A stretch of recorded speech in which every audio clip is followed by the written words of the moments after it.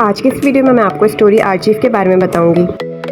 सबसे पहले ये कि जो आपने अपने स्टोरीज़ लगाई हुई होती हैं और स्टोरी रिमूव होने के बाद भी आप इसको कहाँ से देख सकते हैं, और दूसरी टिक ये बताने वाली हूँ कि अपनी सिंपल आईडी को प्रोफेशनल मोड में कैसे कन्वर्ट करते हैं। तो सबसे पहले हम स्टोरी आर्चीव की बात कर लेते हैं। स्टोरी आर्चीव करने के लिए हमें एक सबसे पहले सेटिंग ऑन करनी है। क्या पता ये ऑटोमेटिकली ऑन ही हो आपकी डिवाइस में, लेकिन हम फिर भी मैं आपको सिखा देती हूँ कि किस तरह इसको ऑन करना है। सबसे पहले हम अपनी स्टोरी पे क्लिक करेंगे, स्टोरी हाईलाइट पे क्लिक करेंगे और यहाँ पे 2 लाइन्स पे क्लिक करेंगे।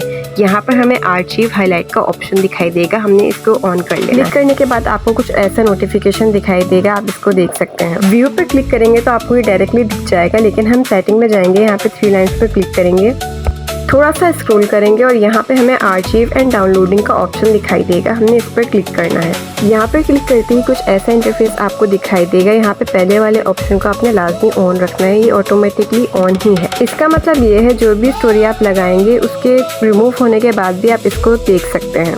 यहाँ से हमने अपनी सेटिंग ऑन कर ली, लेकिन हमें जब इसको देखना होगा अपनी स्टोरी को तो हम इसको स्क्रॉल करेंगे और आर्चीव के ऑप्शन पर क्लिक करेंगे। आप देख सकते हैं आर्चीव के ऑप्शन पर क्लिक करते ही हमें अपनी सारी स्टोरीज दिखाई दे रही हैं जो हमने पास्ट में लगाई थी।